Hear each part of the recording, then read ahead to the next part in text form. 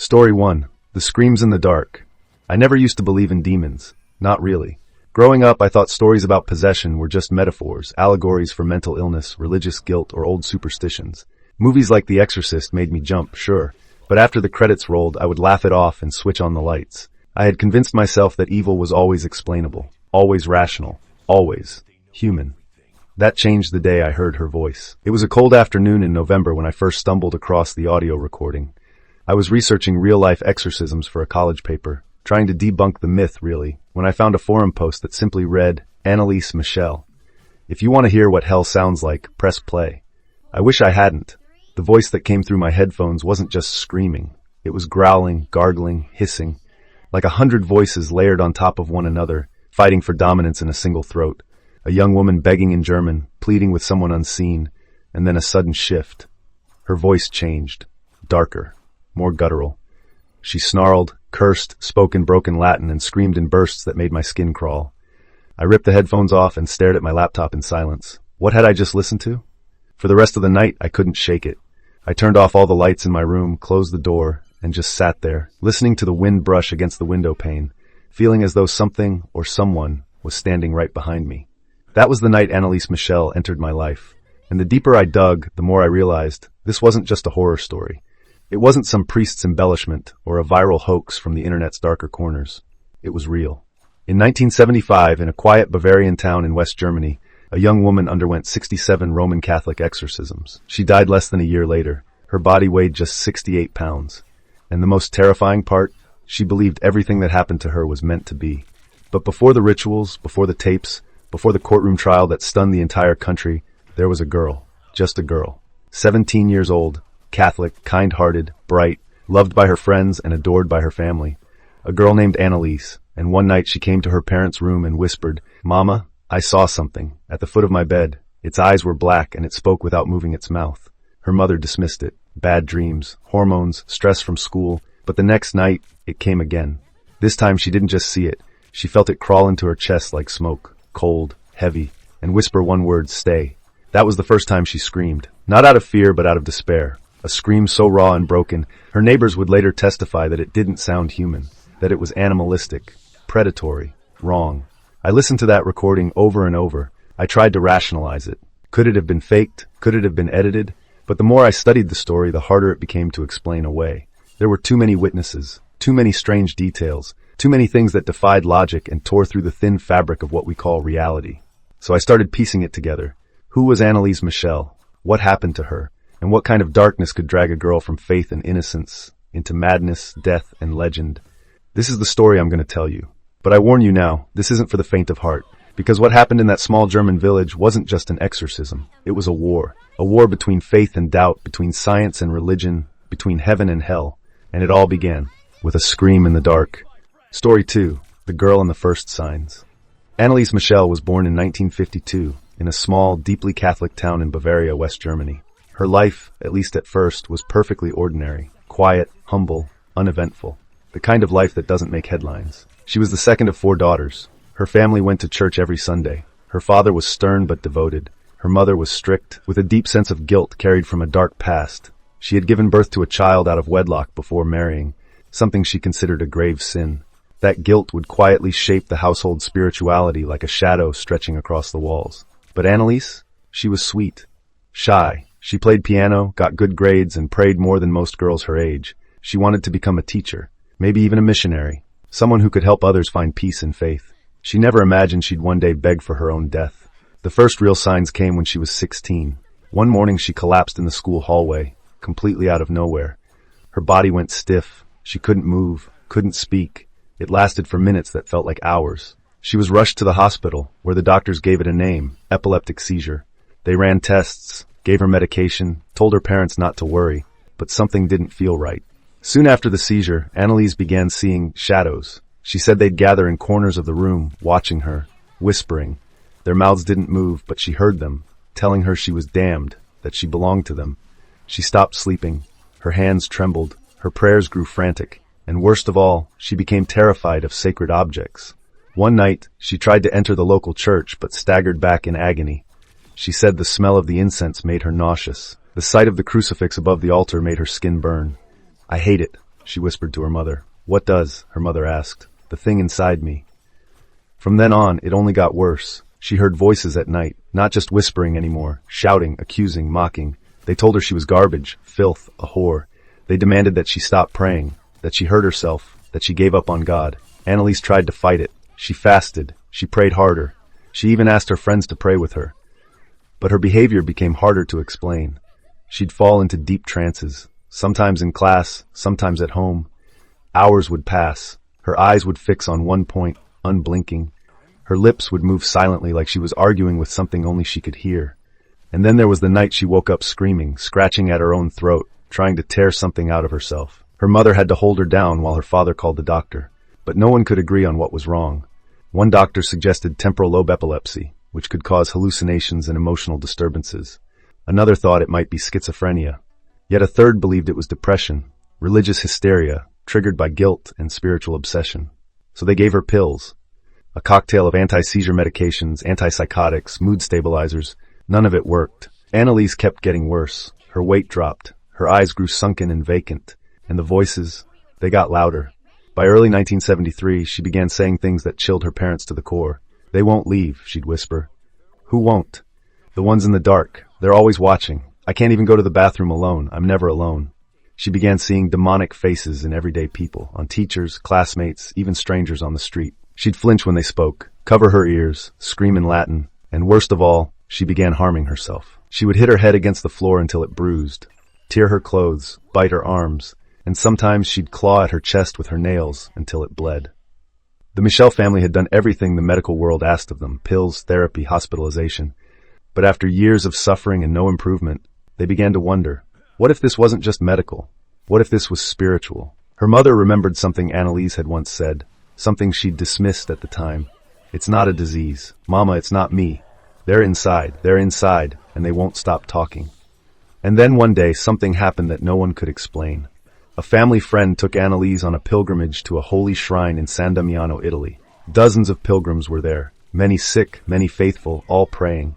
But the moment Annalise entered the chapel grounds, she froze. She refused to walk any further. She began growling, low, guttural, inhuman.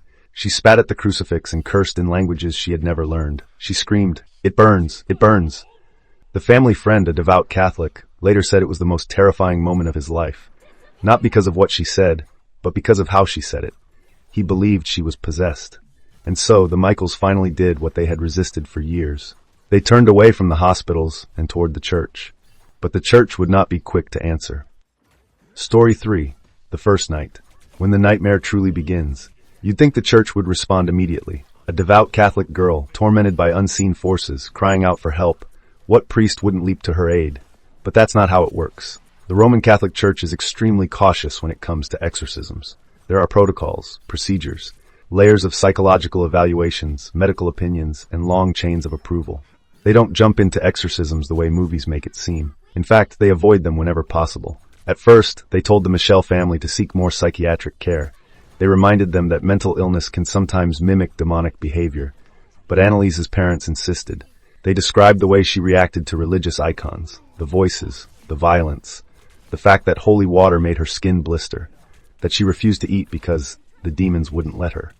Eventually, after repeated requests and increasing desperation, the church agreed to send a local priest, Father Ernst Alt, to observe her. He wasn't a sensationalist. He wasn't looking for demons. In fact, he expected to find a troubled girl with deep psychological trauma. But what he saw shook him to his core. The first time he met Annalise, she refused to look at him. Her voice changed, deepened. She mocked him, laughed at him. She spoke in perfect Latin, quoting scripture backward, twisting it into something dark and hateful. He wrote in his notes, "She knew things she shouldn't know. She could read my thoughts. There is no rational explanation." And that was when Father Alt began petitioning the bishop for permission to perform an official rite of exorcism. The request was approved under secrecy. It would not be a public event, no fanfare, no announcement, just one girl, 2 priests, and a house slowly becoming a battlefield between heaven and hell. Her exorcist would be Father Arnold Renz, a calm, experienced man who didn't believe in showmanship. He believed in scripture, ritual, and the enduring power of Christ's authority. And so, on September 24, 1975, in a quiet room in the Michel family's home, the first session began. I've read the transcripts, I've listened to the tapes, and I'll be honest with you. What happened during those sessions was unlike anything I ever imagined. They gathered in her room at dusk, Annalise, her parents, Father Alt, and Father Renz. The priests brought candles, a crucifix, rosary beads, and a small vial of holy water. There was no Hollywood drama, no thunderstorms, no flickering lights, just silence, at first. Then Father Renz began reading the rite of exorcism. Latin was steady, formal, and ancient. He called upon the Holy Trinity. He invoked the name of Christ. He commanded the spirits within Annalise to reveal themselves. And then she screamed. It wasn't a scream of pain, it was rage. Pure, primal, boiling rage. Her body convulsed violently. Her limbs thrashed with a strength that defied logic. Her voice dropped several octaves, and she began speaking in different tongues, Latin, Greek, Aramaic, even what sounded like Hebrew, languages she'd never studied, never even heard. The priests pressed on, reading scripture louder, more urgently. Holy water was sprinkled across her chest, and she recoiled like it was acid. Then came the voices, multiple voices, at once, arguing with each other inside her. One of them called itself Cain, the first murderer. Another hissed the name Judas. A third claimed to be Nero, the Roman emperor who persecuted Christians. And others, darker names, names lost to history or deliberately hidden. "We are many," they snarled. "We are legion." The priests continued for over 2 hours.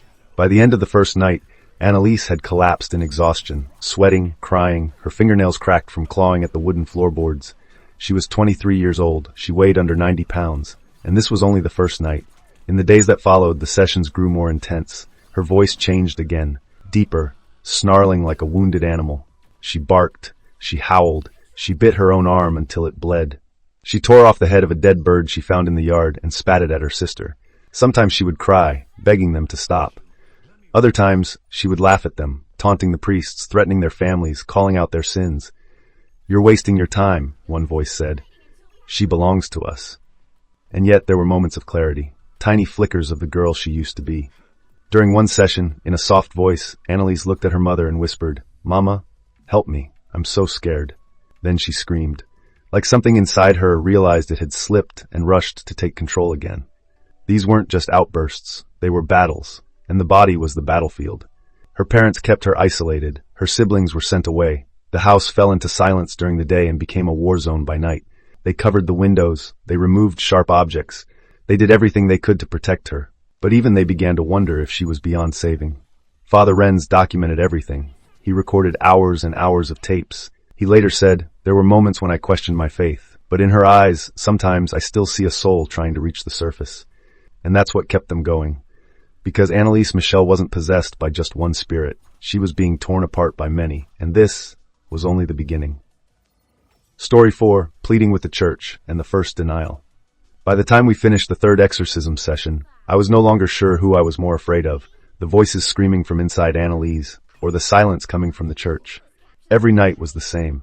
The room would fill with prayer, incense, candlelight, and then with screams, bones snapping, growls so deep and layered they didn't sound human. Sometimes it smelled like sulfur, other times like rotting meat. The house felt tainted, like every prayer we whispered just made the shadows grow deeper. But what haunted me most wasn't the horror in that room. It was what happened when we reached out and got nothing back. I remember sitting at the kitchen table with Father Alt. It was almost 3 a.m., and we were both exhausted. My hands were shaking as I held a mug of tea, though I couldn't taste anything anymore, just numb. He looked at me, eyes red, face pale, and said, "I've written the diocese again. This time, I used the word emergency." "Will they help?" I asked. He paused, then shook his head slowly. "They think this is psychological. They want more tests, more doctors. They don't understand what's happening here." And how could they? They hadn't seen the crucifixes ripped off the walls. They hadn't watched Annalise claw her own face until it bled, screaming that snakes were inside her skin. They hadn't heard the voice that came out of her mouth at midnight, the one that called itself Lucifer. 2 days later, a letter arrived. It was from the local bishop's office. Father Alt read it aloud, quietly, like each word was another blow to the chest. "Given the current lack of medical confirmation and the questionable results of the ongoing rites, we recommend continued observation and psychiatric care. In short, no further action, no official support, no reinforcements, no recognition of what we were facing, just abandonment." I could see it on her parents' faces. Anna and Joseph Michel looked like ghosts. Anna hadn't slept more than 2 hours in days.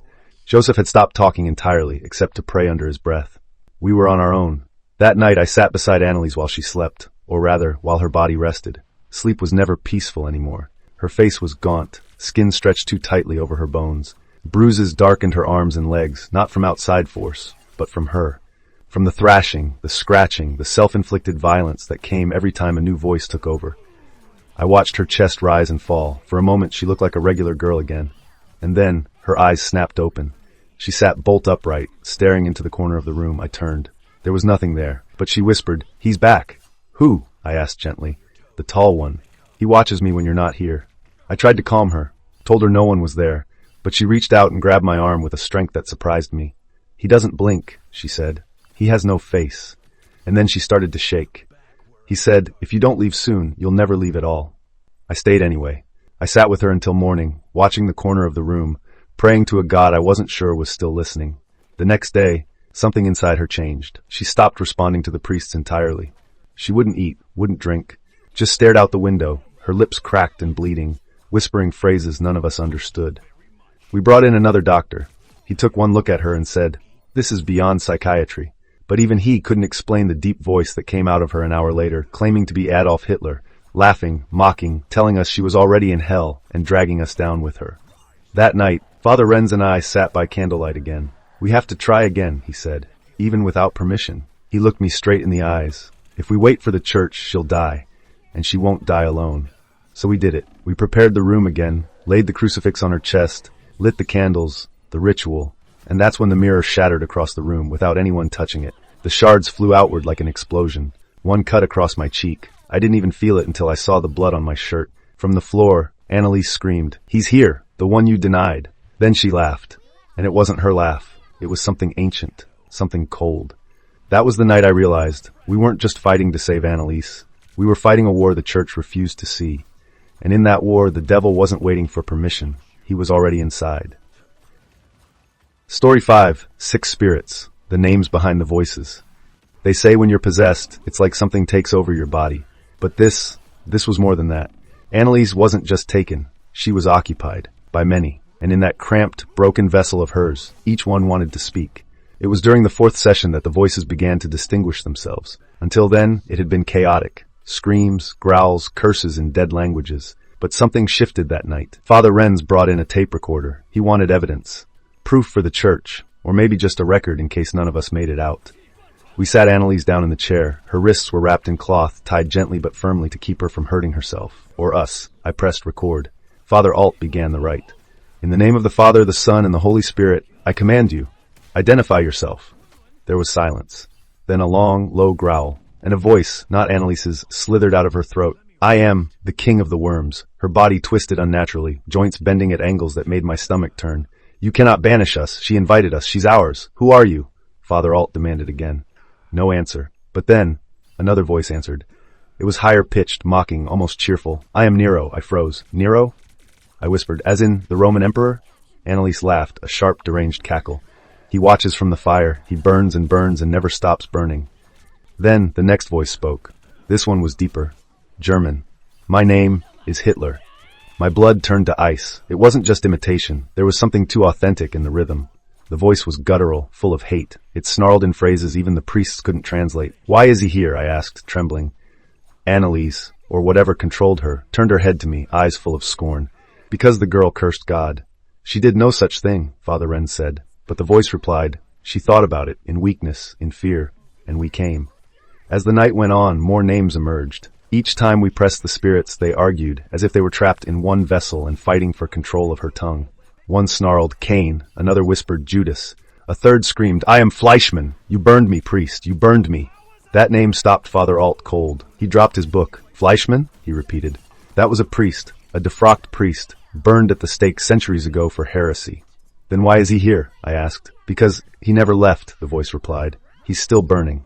6 names, 6 identities, 6 ancient stains bound together in one fragile girl's body. They didn't come all at once. They layered one after another, like sediment of evil buried under her skin. The worst part? They hated each other.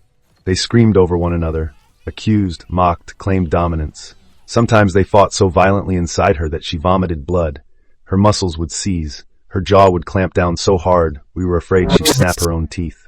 We recorded hours of this. On one of the tapes, still in Father Renz's possession, you can hear it clearly. A voice crying, "She belongs to us now." And then faintly, a different voice. One that sounded almost like Annalise herself begging, "Please, help me." Later, when we played the tapes back, there were things we hadn't heard during the sessions. Whispers under the voices, breaths not accounted for. One phrase, repeated in Latin, too low for the human ear. But there, under everything, he comes, he comes, he comes.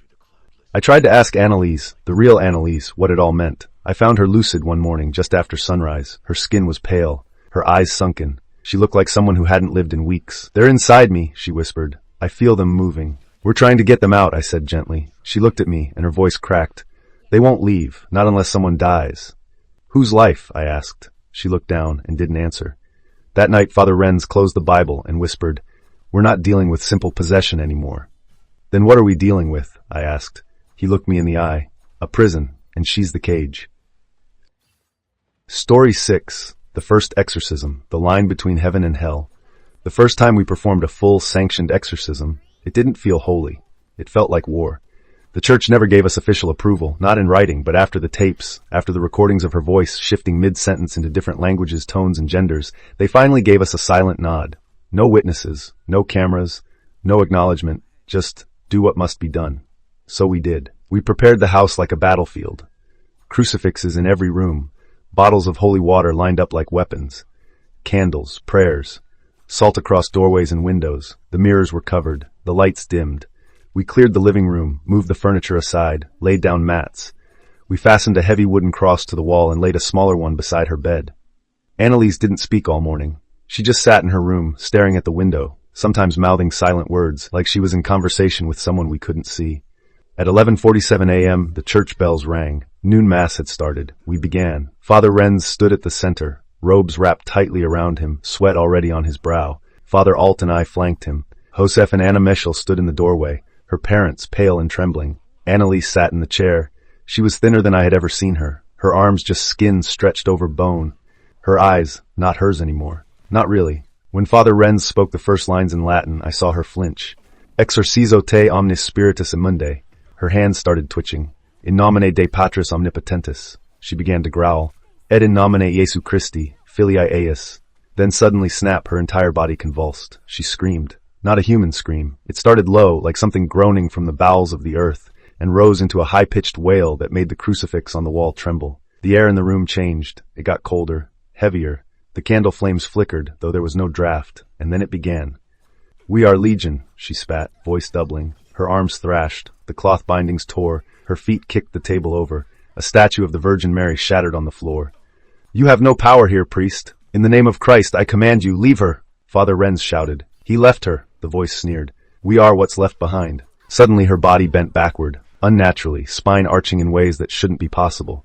We rushed to hold her down, and that's when she started speaking in languages none of us recognized. Words from ancient tongues.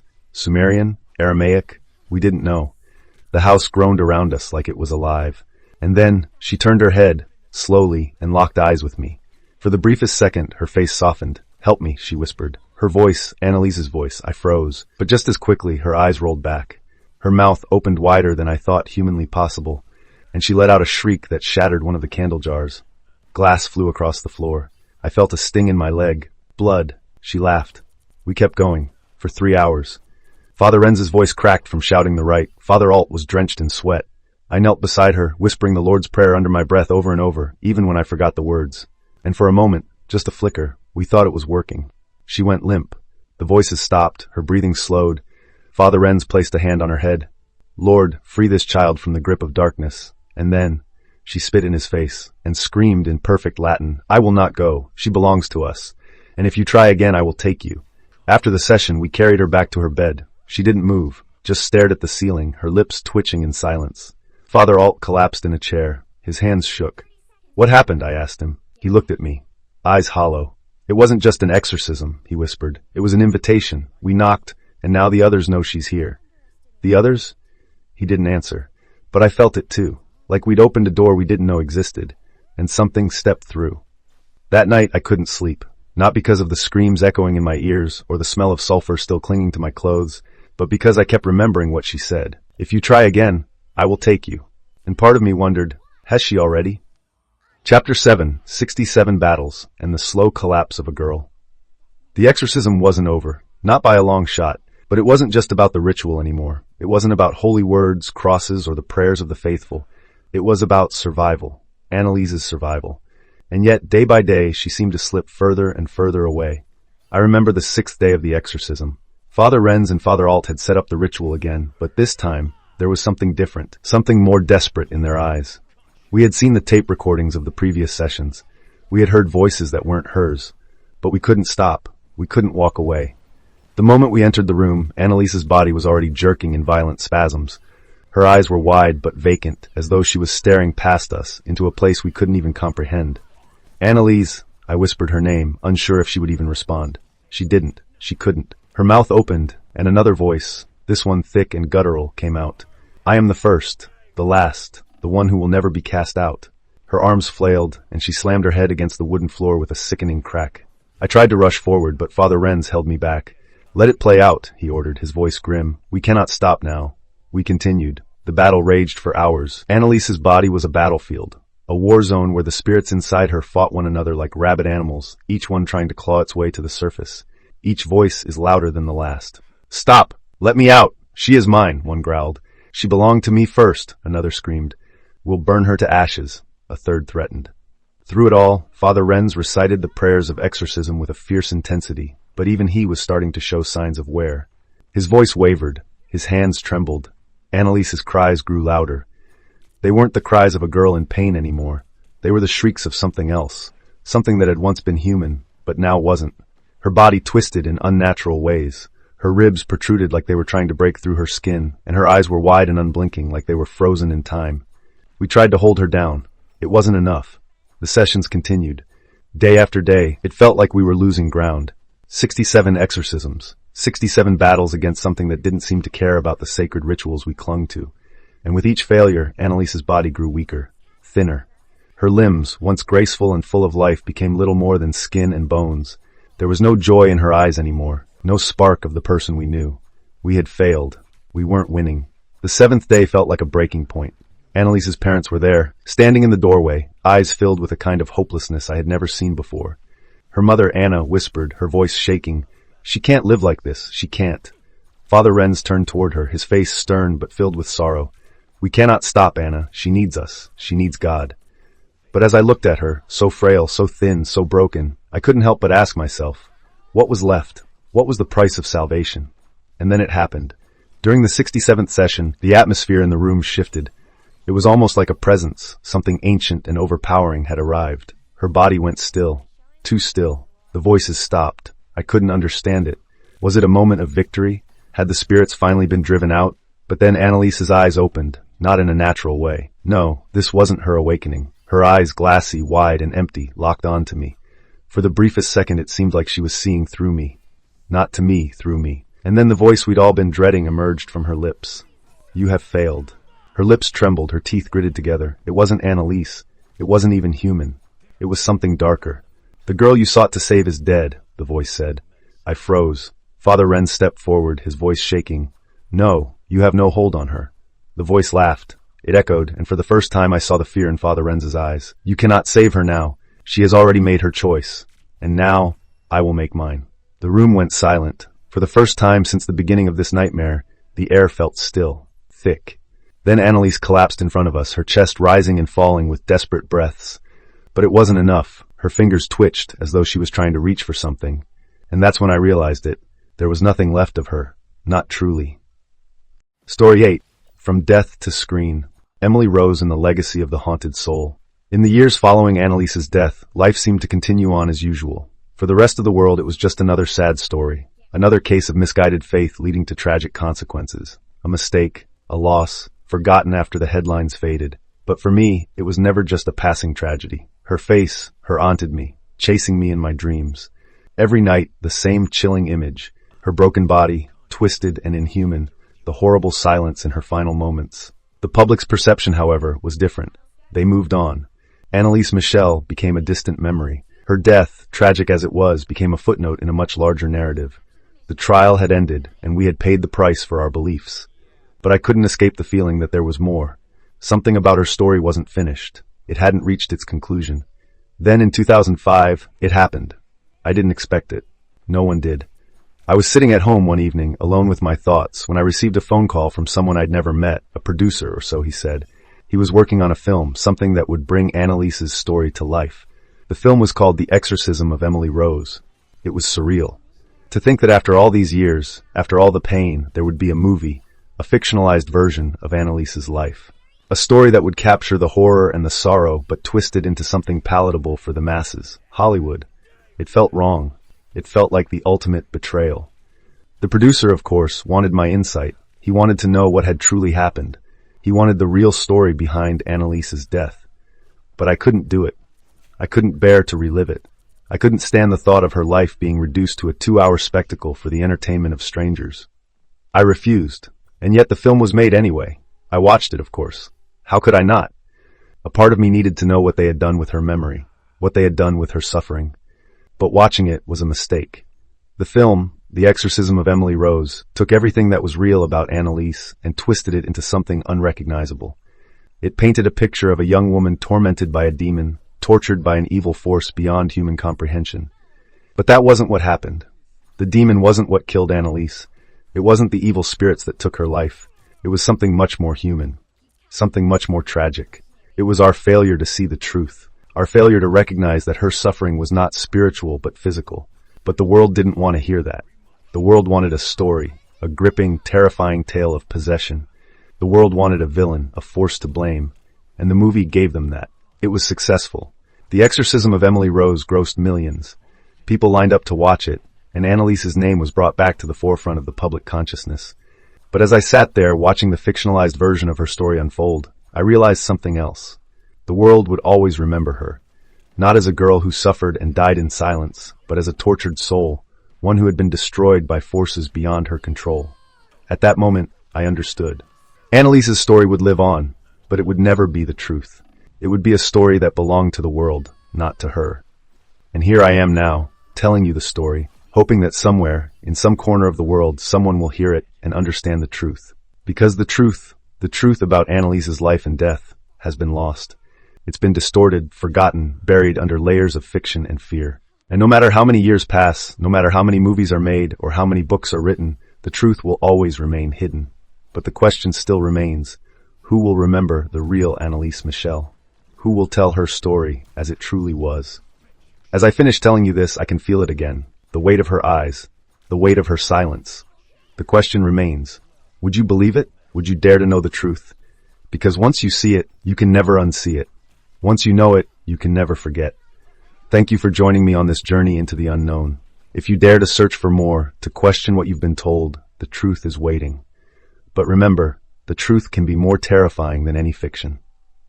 Did you enjoy this content? Share your thoughts in the comments below. Support us with a like and subscribe so our channel can reach more people. Thanks for watching until the end.